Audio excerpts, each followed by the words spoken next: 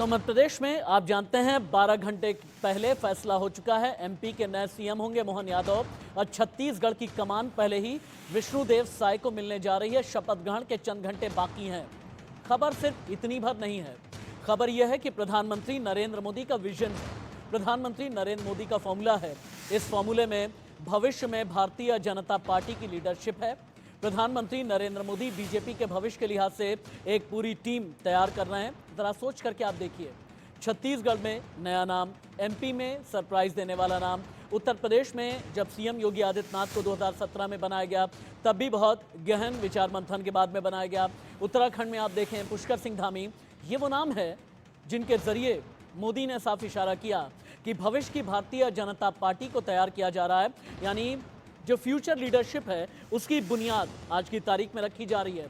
जातीय समीकरण के लिहाज से, 2024 के लिहाज से, ओबीसी को साधने के लिहाज से, आदिवासी वोट बैंक के लिहाज से प्रधानमंत्री नरेंद्र मोदी ने कितना बड़ा मास्टर स्ट्रोक चला एमपी छत्तीसगढ़ में आपने देख लिया। राजस्थान में क्या होगा, सवाल ये भी तो बड़ा है। राजस्थान में वसुंधरा राजे ने दिल्ली से लेकर के जयपुर तक अपनी गुटबंदी करने की कोशिश की, ये बताने की कोशिश की कि विधायकों के शक्ति प्रदर्शन के जरिए अपनी ताकत का एहसास कराएंगी। लेकिन राजस्थान में भी क्या आज बहुत बड़े सरप्राइज का ऐलान होने वाला है। आप नज़र बना करके रखिए, नज़र गड़ा करके रखिए। सियासी हर एक खबर की तह तक मैं जाऊंगा।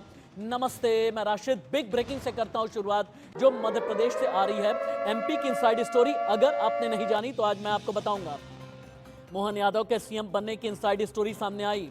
6 दिसंबर को दिल्ली बुलावा आया, 15 मिनट जेपी नड्डा से मुलाकात हुई। 6 दिसंबर को भोपाल से दिल्ली गए मोहन यादव। नड्डा से मीटिंग के वक्त भूपेंद्र यादव मौजूद थे। 3 दौर की बैठक के बाद मोहन यादव का नाम तय हुआ। तब जाकर के ये फैसला हुआ कि एमपी के सीएम की कमान अब मोहन यादव के हाथ में जाएगी। मोहन यादव का नाम यूं ही नहीं आया, 3 दौर की अलग अलग बैठक चली, भोपाल से लेकर के दिल्ली तक, बल्कि यूं कहें उज्जैन से भोपाल और फिर भोपाल से लेकर के दिल्ली तक की ये इनसाइड स्टोरी हम बता रहे हैं और आपको दिखा रहे हैं। लेकिन आप ये समझें कि प्रधानमंत्री नरेंद्र मोदी ने मोहन यादव के नाम से विष्णुदेव साय के नाम पर ये एक बहुत बड़ा मास्टर स्ट्रोक चल दिया है। अगर हम जर्नलिस्ट के शब्दों में आप समझने की कोशिश करें तो सिर्फ एक वाक्य है, एमपी में शिव गए मोहन आ गए। लेकिन मोहन के आने का मतलब क्या है, उनके अपने शब्दों में एक बार सुनिए, आप समझ जाएंगे।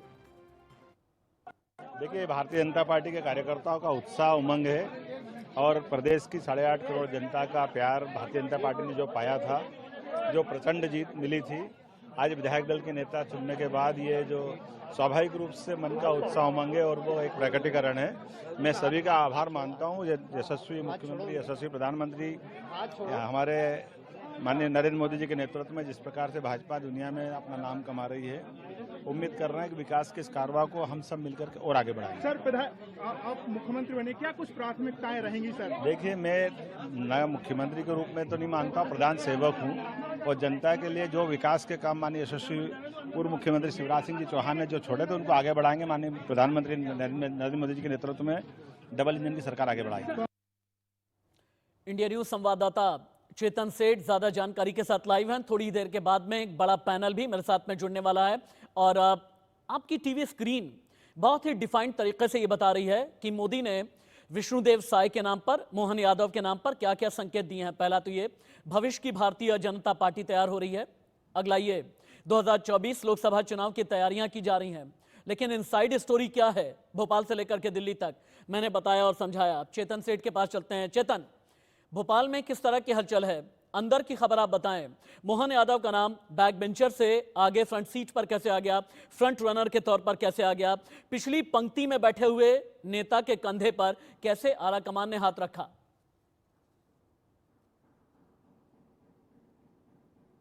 चेतन सेठ, आप म्यूट हैं, अपने आप को अनम्यूट करके बोलें।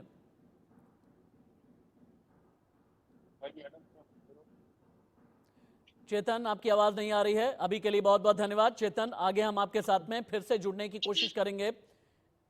चेतन को एक बार रिपैच करने की कोशिश करें, जो भी ऑडियो इंजीनियर हैं। फिलहाल खबरों में आगे बढ़ते हैं।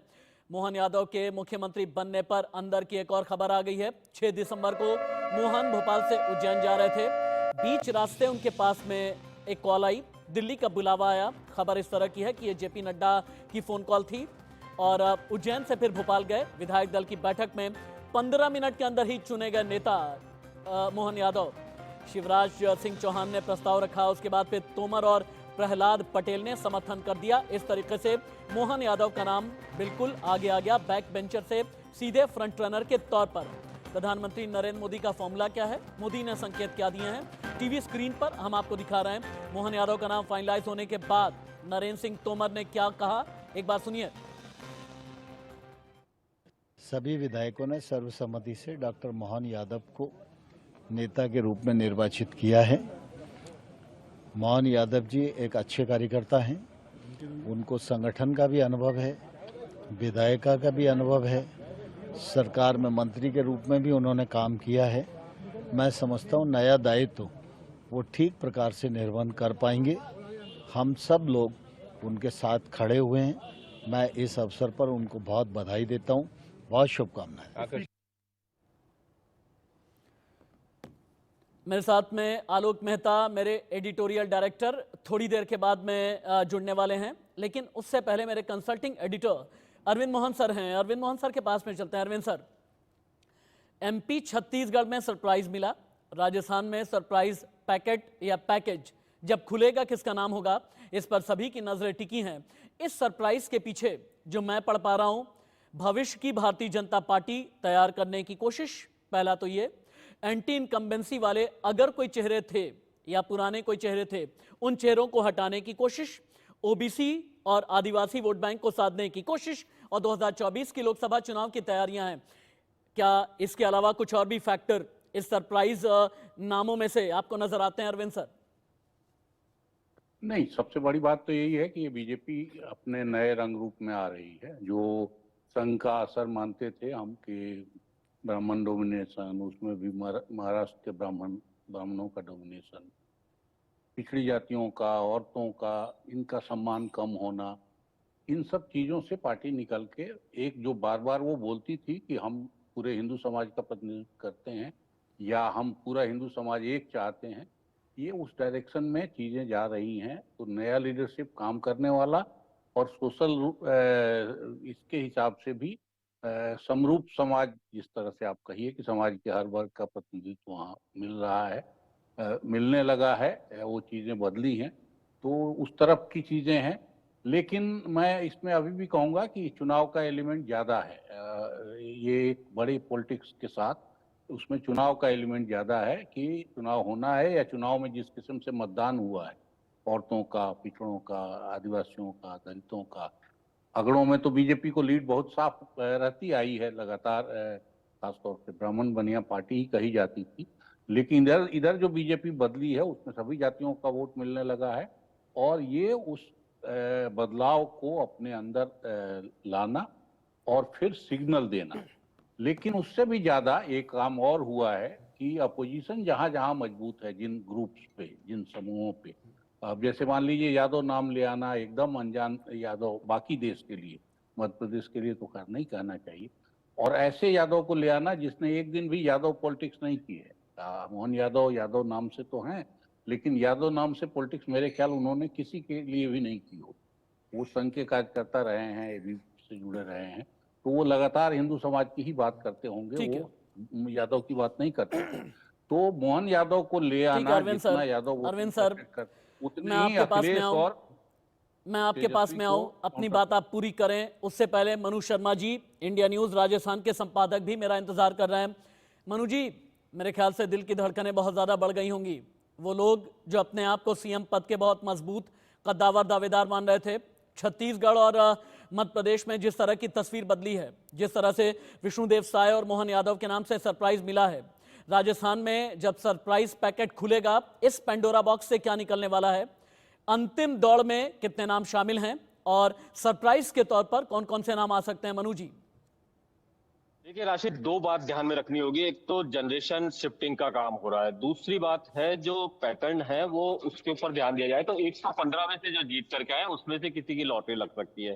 सीधे तौर पर दोनों राज्यों के अंदर वहीं पर जो लोग जिनको सीएम फेस बनाया गया है वो दोनों जो निर्वाचित विधायक है उन्हीं में से आए हैं। यानी बाहर से जो जिन लोगों को भेजा गया था, दिग्गज भेजे गए थे, उनसे चुनाव लड़वाया गया उनको, लेकिन सीधे तौर पर उनको सीएम फेस नहीं बनाया गया है। वैसा ही पैटर्न अगर देखें यहीं पर अगर रहता है तो पैटर्न के हिसाब से तो 115 में से कोई बनने वाला है।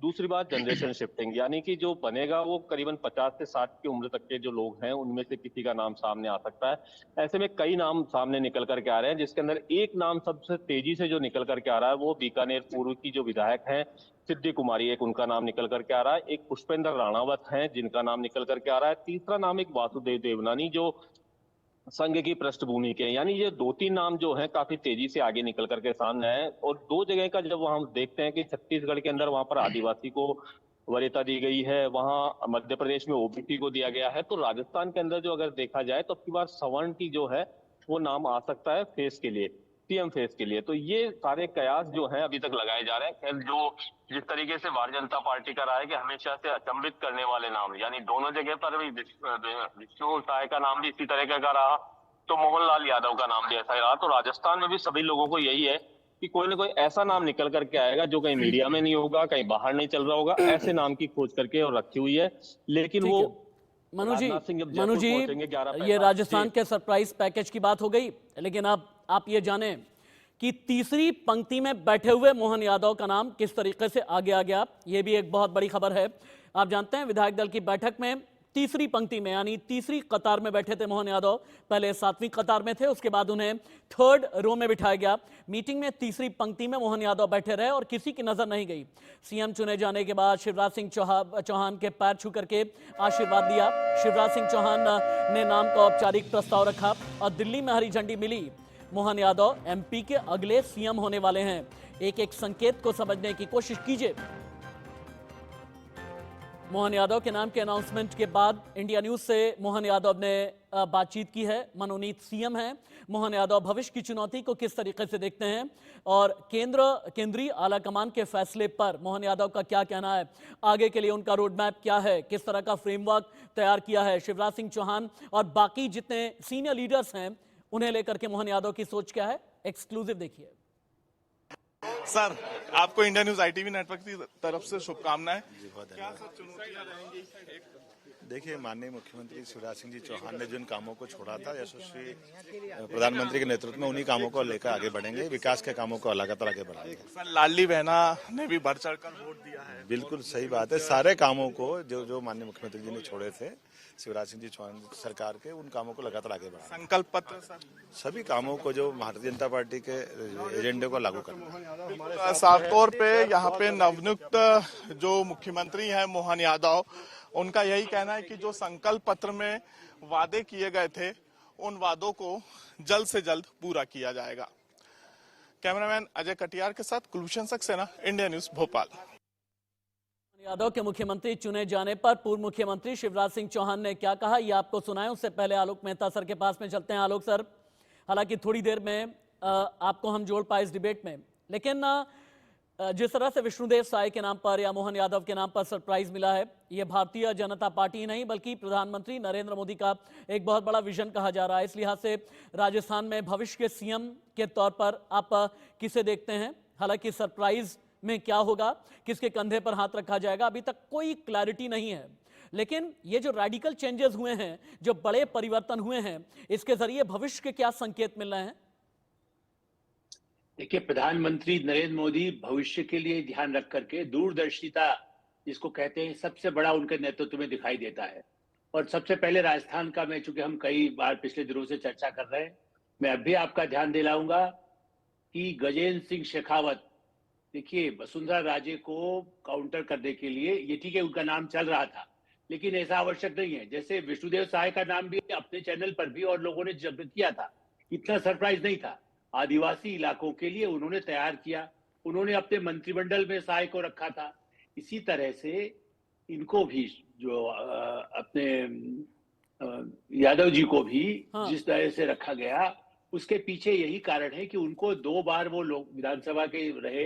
पिछले 3 साल पहले उनको मंत्री बना दिया गया 2020 में।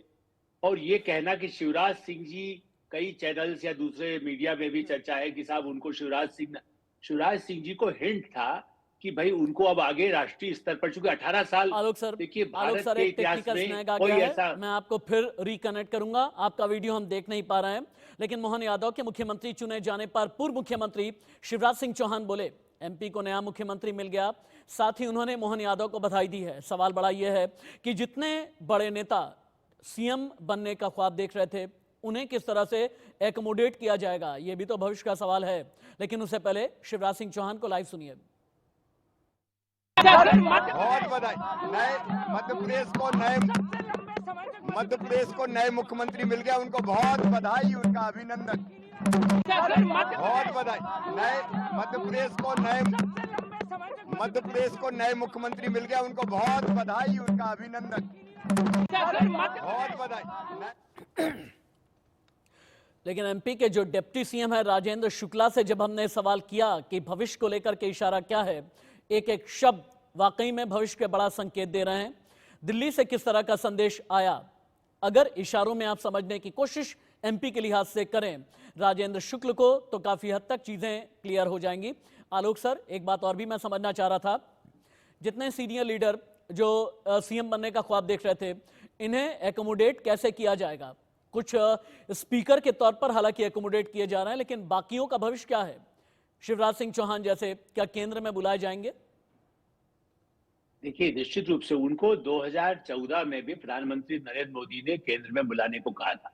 अब ये आवश्यक नहीं है, 6 महीने बाद तो चुनाव है, 4-5 महीने बाकी है। संभव है कि उसके पहले वो पूरे अभियान का उनको जिम्मा सौंपा जाए, या ये तो प्रधानमंत्री नरेंद्र मोदी का ही एकमात्र अधिकार है कि वो किसको कहाँ रखते हैं। लेकिन देखिए, शिवराज सिंह चौहान निराश नहीं हो सकते।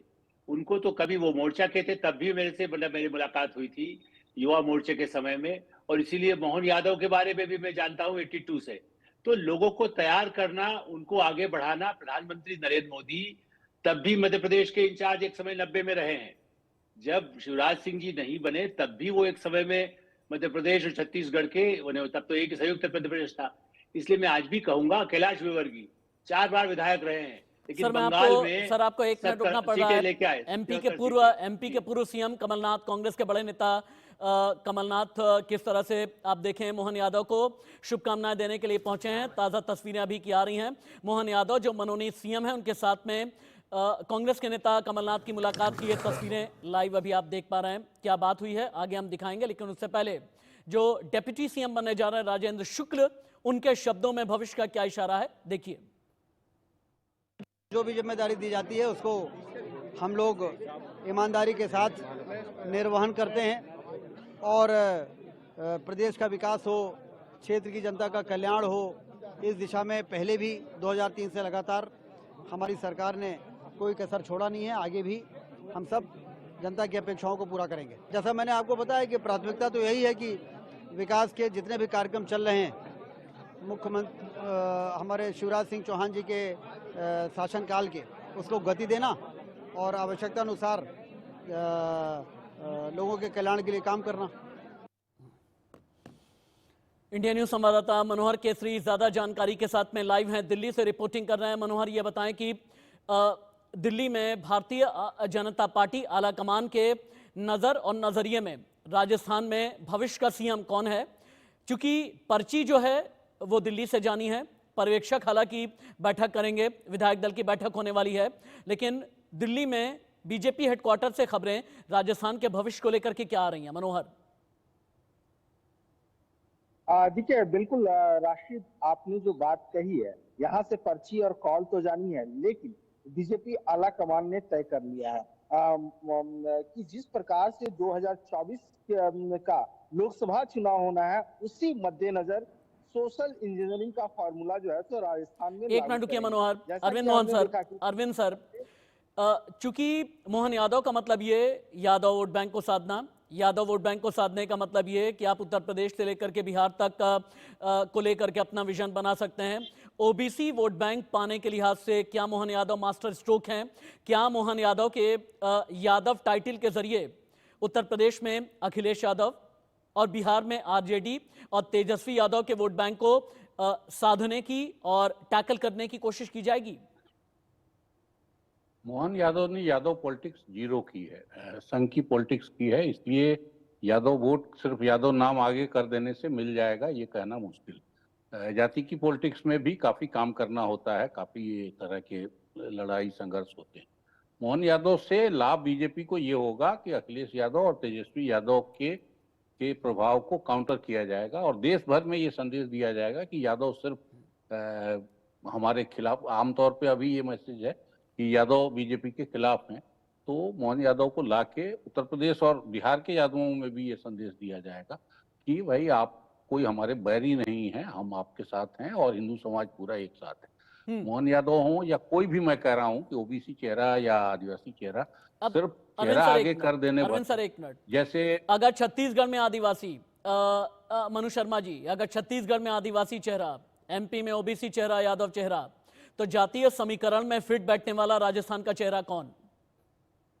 देखिए, राजस्थान के अंदर इस बार जो नाम निकल करके सामने आ रहा है, जो पैटर्न चल रहा है उसके हिसाब से, क्योंकि छत्तीसगढ़ के अंदर जैसा आपने बता दिया है कि आदिवासी और मध्य प्रदेश में ओबीसी, तो राजस्थान के अंदर किसी सवर्ण के ऊपर, जैसा मैंने पहले भी बताया आपको, उस फेस के ऊपर विचार किया जा सकता है जो कयास निकल करके सामने आ रहे हैं उसके अंदर। मनु जी एक मिनट, एमपी में बीजेपी अध्यक्ष वीडी शर्मा भी मोहन यादव के नाम को लेकर के कुछ कह रहे हैं। बीजेपी आला कमान का जो फैसला है, पर्यवेक्षकों ने जो अंतिम फैसला दिल्ली आला कमान को बताया, उसे लेकर के बीजेपी अध्यक्ष Madhya Pradesh VD Sharma live.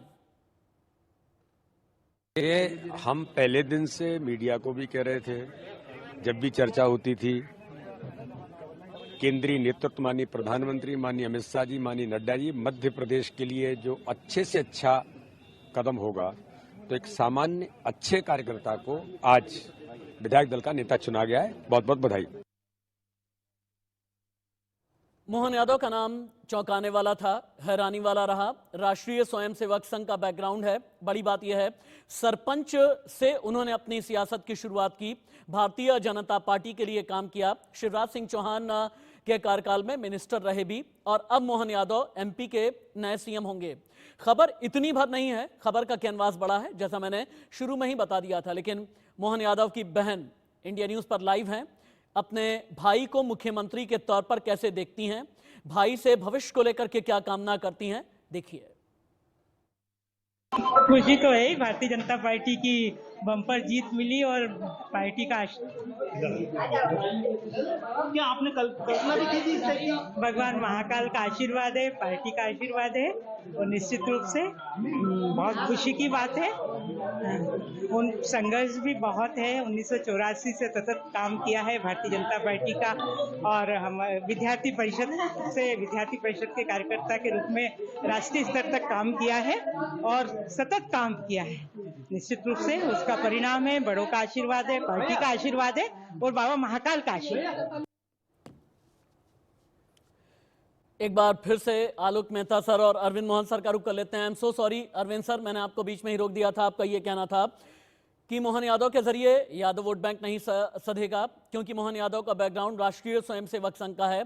Yadav vote bank के बीच में उस तरह की लोकप्रियता नहीं है। क्या लोकसभा चुनाव 2024 में, चूंकि मोहन यादव के साथ में एक और बात कही जाती है, उनकी रिश्तेदारी जो है उत्तर प्रदेश के सुल्तानपुर में है, इस इमोशनल क्वेश्चन का भी फायदा उठाने की कोशिश की जाएगी, खासतौर से पूर्वांचल और अवध बेल्ट में 2024 में। आपको क्या लगता है?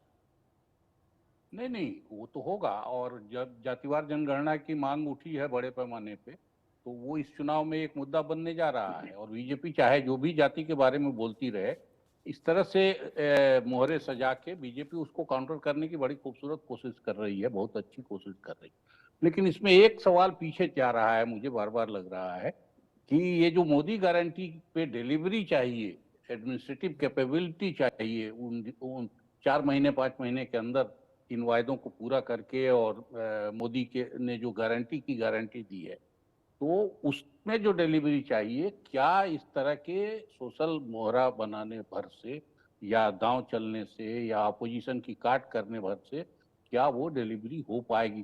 क्योंकि जो नाम अभी आए हैं, एडमिनिस्ट्रेटिव कैपेबिलिटीज के बारे में कुछ भी मालूम नहीं है कि ये लोग, ये मंत्री रहे हैं, ये सब लोग, दोनों अभी तक तो जो आए हैं वो मंत्री रहे हैं, लेकिन मध्य प्रदेश के या छत्तीसगढ़ के मंत्रियों में भी इनकी कैपेबिलिटी ऐसी नहीं रही है या ऐसी नहीं दिखी है हमारे जैसे बाहर के लोगों को, जिससे लगे कि ये चीफ मिनिस्टर बन के निखरेंगे और बेहतर ढंग से काम करेंगे, और जो मोदी जी ने वायदे किए हैं और इतनी गारंटी दी है, उस गारंटी को पूरा कर पाएंगे।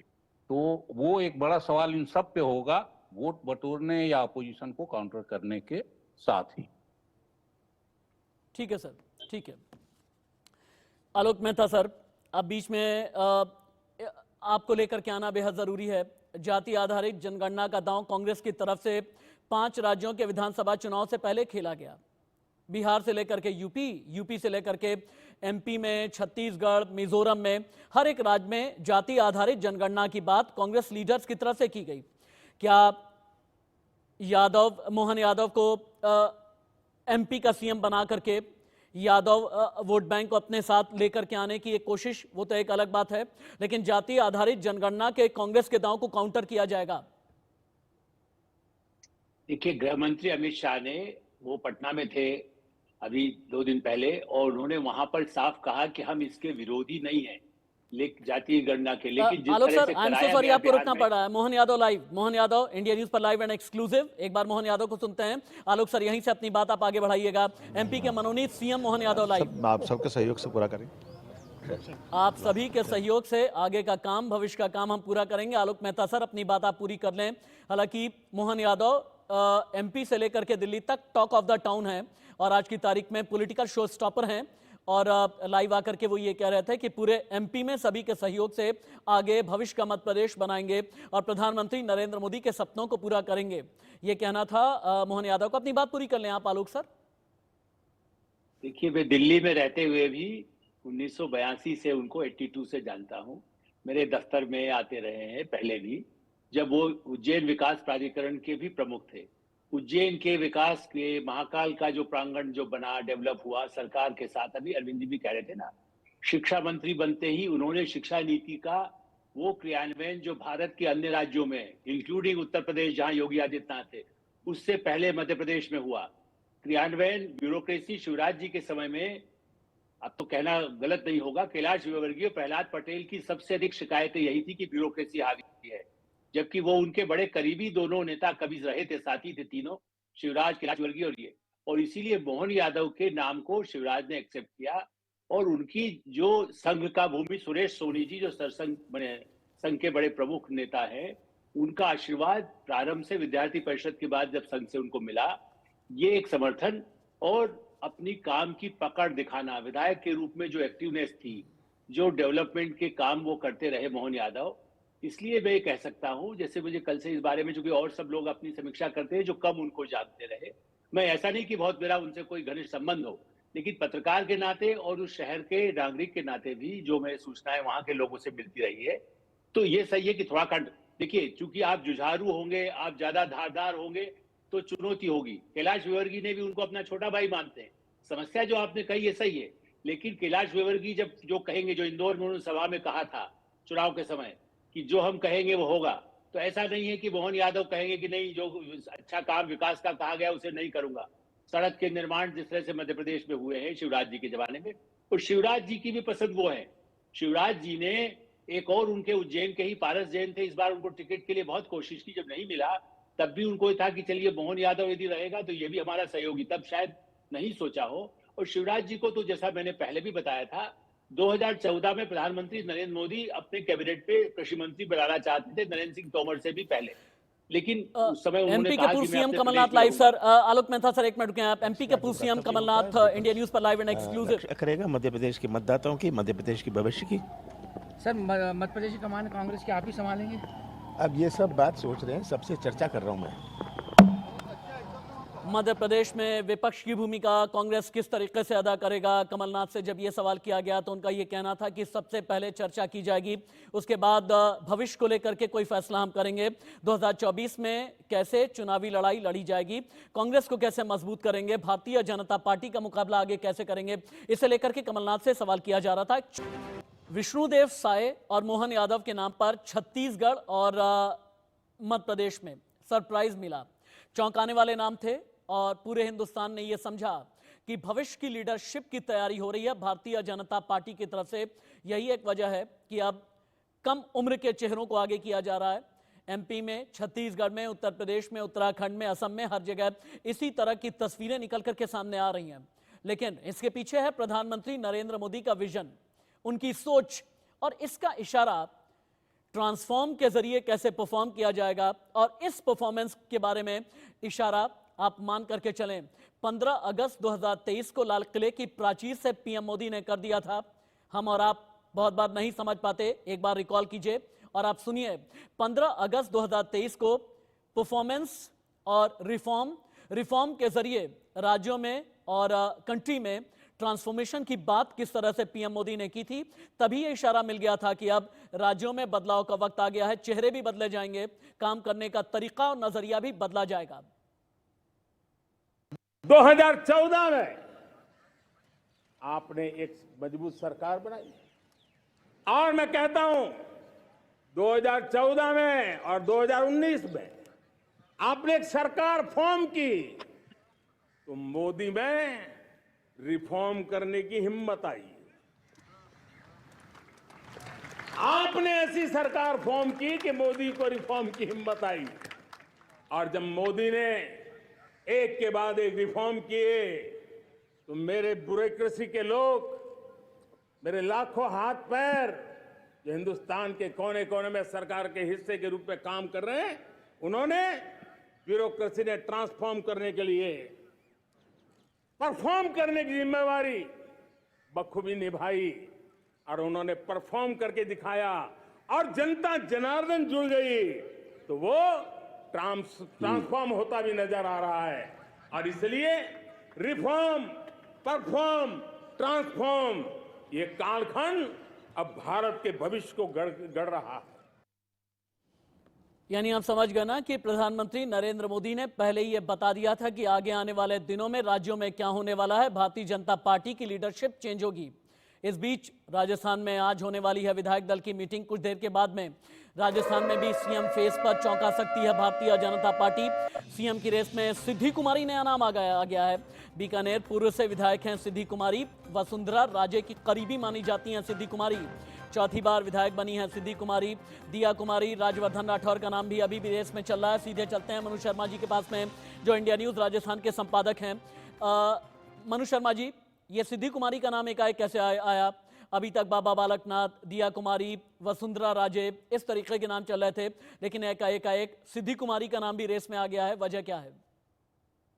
देखिए, एक तो मैंने वो जो बताया आपको कि पैटर्न जो है जो चलता हुआ आ रहा है छत्तीसगढ़ और मध्य प्रदेश से, वो राजस्थान के अंदर ये है कि 115 में से जो जीत करके आया है उसमें से चुना जा सकता है मुख्यमंत्री का फेस जो है। तो इसके कारण से माना जा रहा है कि जो बाहर से आए हुए हैं उनके ऊपर कम ध्यान दिया जा रहा है। यानी जो बाहर से, जिसके अंदर गजेंद्र सिंह शेखावत का नाम था, अश्विनी वैष्णव का नाम था, अर्जुन मेघवाल का नाम था, ये जो बड़े दिग्गजों के नाम चल रहे थे, जो पैटर्न आया उसके अंदर इन लोगों को कहीं खास दोनों ही जगह पर उनको वरीयता नहीं मिली है। लेकिन यहाँ पर भी 115 में से जो देखा जा रहा है उसमें ये नाम निकल करके सामने आ रहा है। दूसरी बात, जो वहां पर आदिवासी और जब ओबीसी का नाम आ गया तो यहाँ पर सवर्ण चेहरे पर, तो सवर्ण चेहरे में ये भी एक नाम था। इसके अलावा पुष्पेंद्र राणावत है, वासुदेव देवनानी, 3-4 नाम निकल करके सामने आ रहे हैं। सबसे बड़ी बात है कि वसुंधरा राजे जो है पूर्व मुख्यमंत्री, लगातार अभी भी विधायकों से मिल रही है, कर रही हैं, तो एक जो सर्वसम्मति से नाम अगर उनके खेमे से लिया जाता है तो उसके अंदर उनको काफी करीबी माना जाता है। युवा है अभी और चौथी बार जीत करके आ रही हैं, तो उसका नाम कल रात से जो है, ये जो जब से मध्य प्रदेश के मुख्यमंत्री का नाम आया है मोहनलाल यादव का, उसके बाद में ये नाम भी निकल करके सामने आया है। और सर्वसम्मति के नामों में से देखा जा रहा है कि अगर वसुंधरा राजे को कहीं न कहीं तवज्जो दे करके और उनकी तरफ से अगर कोई नाम लिया जाता है तो उसके अंदर ये 2-3 नाम निकल करके सामने आ रहे हैं, जिसके अंदर पुष्पेंद्र सिंह जो मैंने राणावत का नाम बताया, उसके अलावा सिद्धि कुमारी का नाम बताया, और भी जो ब्राह्मण फेस में अगर देखते हैं तो सबसे ऊपर जो नाम चल रहा है आज भी जो यहाँ के प्रदेश अध्यक्ष हैं टीपी जोशी, उनको भी दौड़ के अंदर माना जा रहा है कि अगर हो सकता है कि सबको दरकिनार करते हुए जिनके नेतृत्व में यहाँ पर चुनाव हुआ अभी, उनको ही कमान सौंप दी जाए, जो कि अभी चित्तौड़ से सांसद भी हैं। जी अरविंद मोहन सर, क्या अगले 20 साल का ये विजन है? आप बिहार में देखें, अध्यक्ष सम्राट चौधरी, झारखंड से रघुवर दास को राज्यपाल बना करके विदा कर दिया गया, उत्तराखंड में पुष्कर सिंह धामी की ब्रांडिंग कर दी गई। क्या अब भारतीय जनता पार्टी आलाकमान ने यह कह दिया है कि मुख्यमंत्री चुनने में करंट स्ट्रेंथ नहीं बल्कि डिजायर्ड स्ट्रेंथ पर काम किया जाएगा? देखिए, पिछले 30 साल में उससे भी ज्यादा पीरियड से, अयोध्या आंदोलन शुरू होने के बाद से पॉलिटिकल रिक्रूटमेंट जो हुआ है मुल्क में, मैं मानता हूं उसका 90% हिस्सा बीजेपी के अंदर गया है। जो भी नई पॉलिटिक्स हुई है, जो भी उससे सहमति असहमति मेरे जैसे लोगों की बहुत मजबूत है, लेकिन जो रिक्रूटमेंट हुआ है और जो भी उस एम्बिशन से समाज के लिए कुछ करने के हिसाब से जो लोग निकले हैं, उन सब का ठिकाना बीजेपी बनी है। ये बीजेपी की सबसे बड़ी ताकत, और इसके पीछे संघ का काम भी है, और इसके साथ बीजेपी के लीडरशिप का भी, जो लीडरशिप अभी चला रही है या पहले चलाती रही है पार्टी, उसके विजन का भी अपनी जगह एक बड़ा हाथ। तो अब अगर पार्टी इन सारे प्रतिभाओं को समेट के आगे के लिए तैयारी कर रही है या आगे ले जा रही है, तो उसके पास भरपूर, जैसे क्रिकेट में हम देखते हैं इंडियन टीम बनाने के समय ये दिक्कत लगी रहती है कि किसको मौका मिलेगा, किसको नहीं मिलेगा। बीजेपी के पास भी आज के तारीख में सचमुच इस किस्म के नौजवान और अच्छे लड़के लड़कियों का, महिलाओं का, पुरुषों का, आदिवासियों का, दलितों का, आप जिस सेक्टर में लिए वहां इसकी लेकिन कमी अशोक नहीं है। गहलोत को ये नहीं लगता, राजस्थान तो हाथ से निकल गया, लेकिन अशोक गहलोत को ये लगता है कि भारतीय जनता पार्टी में डिसीजन लेने की राजस्थान में देरी हो रही है, इसके पीछे अंदर ही अंदर कुछ ना कुछ चल रहा है। अशोक गहलोत ये कहते हैं कि इतने दिन अगर लग गए, नतीजे आने के बाद राजस्थान का मुख्यमंत्री डिसाइड नहीं हुआ, तो आगे भविष्य को लेकर के सवालिया निशान लगते हैं। अशोक गहलोत, पूर्व सीएम, राजस्थान लाइव। अगर कांग्रेस नहीं करती 5-6 दिन तक, पता नहीं क्या क्या चिल्लाते लोग, आपने फूट है, झगड़े हैं, ये है वो है। अब इनको पूछो आप क्या है, आपके वहाँ क्या है? 6 दिन हो गए हैं। कल भी जो हत्या हुई थी जो गोगा मंडी की, गोगा मेडी की, उसके लिए मुझे लिख के भेजना पड़ा है भारत सरकार को, मेरे साइन से गया है। इसकी जांच एनआईए लेती तो हमें ऑब्जेक्शन नहीं है, जबकि नए मुख्यमंत्री को लिखना चाहिए था, क्योंकि कार्यवाहक बना रखा मुझे गवर्नर साहब ने। जब तक नया शपथ नहीं ले तो मुझे वो कार्रवाई करनी पड़ती है। तो मैं चाहता हूँ कि जल्दी इनका फैसला हो, और अब इनकी पोल खुलती जा रही है। तुम एक मुख्यमंत्री का चेहरा तय नहीं कर पाते हो 7-7 दिन तक, तुम काहे की बात करते हो कि हमारे पास अनुशासन है? चाल चैत्य चेहरा तो पहले ही एक्सपोज हो चुके हैं देश के सामने। आलोक मेहता सर, भारतीय जनता पार्टी के लिए एक नया एरा तो है, सोच का नया एरा, विजन का नया एरा, भविष्य में राजनीति को तलाशने, सोचने, समझने, गढ़ने, साकार करने का नया एरा।